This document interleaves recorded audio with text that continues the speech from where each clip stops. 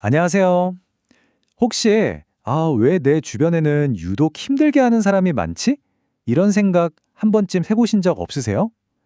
오늘은요, 바로 이 문제에 대해서 한 강연에서 나온 아주 흥미로운 통찰을 가지고 한번 깊게 파고 들어가 보려고 합니다. 네, 바로 이 질문으로 시작해 볼게요. 정말 답답하고 사람 지치게 만드는 상황이잖아요. 아마 많은 분들이 고개를 끄덕이고 계실 텐데요. 대체 왜 나한테만 이런 일이 계속 생기는 것 같은 느낌이 드는 걸까요? 누군가랑 대화하는데 이건 뭐 거의 벽이랑 이야기하는 것 같다 이런 느낌? 다들 한 번쯤은 겪어보셨죠? 근데요, 이게 단순히 그 사람만의 문제가 아닐 수도 있다는 겁니다. 어쩌면 우리 자신에게 보내는 아주 중요한 신호일 수 있다는 거죠. 보통 우리는 이렇게 생각하기 쉽죠. 저 사람만 없으면, 저 사람 성격만 어떻게 좀 바뀌면 모든 게 다 편해질 텐데 하고요. 뭐 사실 문제의 원인을 전부 상대방 탓으로 돌리는 게 마음은 제일 편하니까요.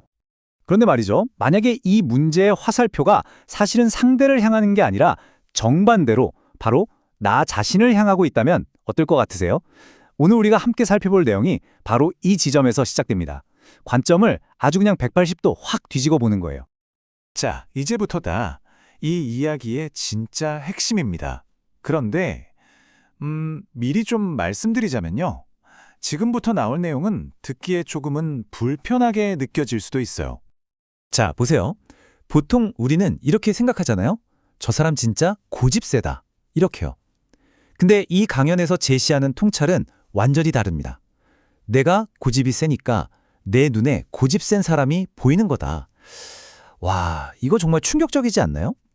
남을 향했던 그 손가락이 순식간에 나를 향하는 거울이 되어버리는 순간인 거죠. 이 말 정말 강력하지 않습니까? 마치 우리가 빨간색 안경을 쓰면 온 세상이 다 빨갛게 보이는 거랑 똑같은 원리예요.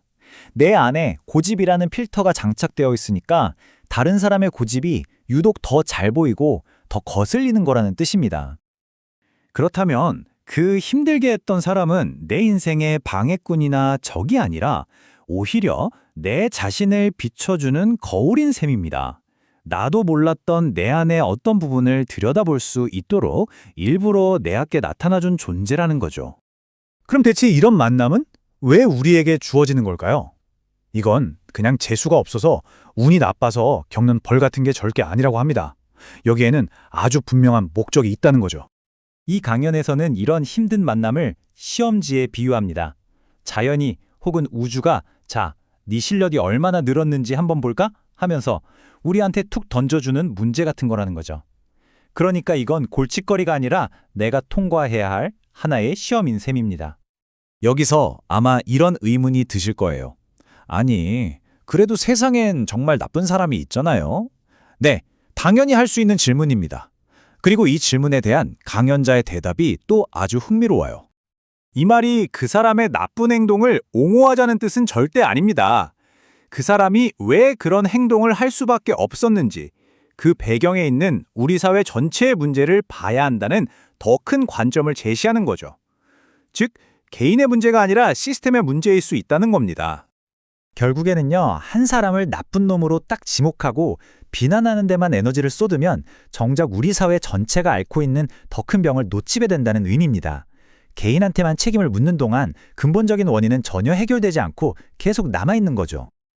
자, 그럼 이런 이론적인 걸 알았으니까 이제 실전으로 한번 넘어가 봐야겠죠. 우리에게 주어진 이 시험지들, 우리는 이걸 실제로 어떻게 다뤄야 할까요? 모든 관계의 성패는요, 사실 맨 처음에 거의 다 결정된다고 합니다. 특히 지금 누군가와 갈등을 겪고 있다면 그 사람과의 첫 만남, 첫 상호작용이 어땠는지 한번 되돌아볼 필요가 있다는 거죠. 이 과정을 한번 잘 따라와 보세요. 자, 첫 번째, 누군가 슬쩍 선을 넘으면서 손을 잡으려고 테스트를 해요. 두 번째, 우리는 에이, 뭐 이 정도쯤이야 하고 그냥 받아주죠. 근데 문제는 바로 다음입니다. 세 번째, 바로 그 행동이 이제 그 관계의 기본값이 되어버리는 거예요. 그럼 어떻게 될까요? 네 번째 단계에서 나중에 와서 이건 좀 아닌 것 같아 하고 손을 빼려고 하면 상대방은 완전 충격받고 네가 왜 그래 하면서 갈등이 터져나오는 거죠. 결국 모든 건 그 첫 단추에서부터 잘못된 거였어요. 결국 이 말입니다. 관계 초기에 내가 어떻게 반응했는지가 그 관계 전체의 규칙을 만들어버린다는 거죠. 처음에 아니요 라고 말하지 못하면 나중에는 아니요라고 말하는 게 훨씬 더 어려워진다는 뜻입니다. 이 모든 이야기는 결국 우리에게 힘을 되찾아주는 마지막 결론으로 향하게 됩니다. 바로 당신이 관계 속에서 속수무책으로 끌려다니는 피해자가 아니라는 아주 중요한 사실이죠. 이 한 문장이 모든 걸 말해줍니다. 어떤 사람이 내 삶에 나타나는 건 내 의지가 아닐 수 있어요. 하지만 그 관계를 어떻게 만들어가고 어떻게 이끌어갈지는 전적으로 나의 선택, 나의 몫이라는 거죠. 힘든 시험에 딱 부딪혔을 때 우리에겐 이런 선택지가 있습니다. 이 도전을 받아들여서 내 실력을 키울 수도 있고요. 아니면 이건 지금 나한테 너무 어려운 문제다 라고 인정하고 정중하게 한 발 물러설 수도 있습니다. 그렇게 물러나면 자연은 우리에게 더 쉬운 시험지를 보내준다고 하죠. 결국 어떤 난이도의 시험을 치를지는 내가 선택하는 겁니다. 이것이 바로 최종적인 결론입니다. 관계를 시작하고 운영하고 또 때로는 끝낼 수 있는 힘은 모두 당신에게 있습니다. 내 인생이라는 학교에 커리큘럼을 직접 짜는 사람은 다른 누구도 아닌 바로 나 자신이라는 거죠. 오늘 이야기는 이 질문으로 한번 마무리해볼까 합니다. 지금 여러분의 삶에서 가장 힘든 그 관계는 당신 자신에 대해 무엇을 가르쳐주고 있나요? 한번 조용히 생각해보는 시간을 가져보시면 좋겠습니다.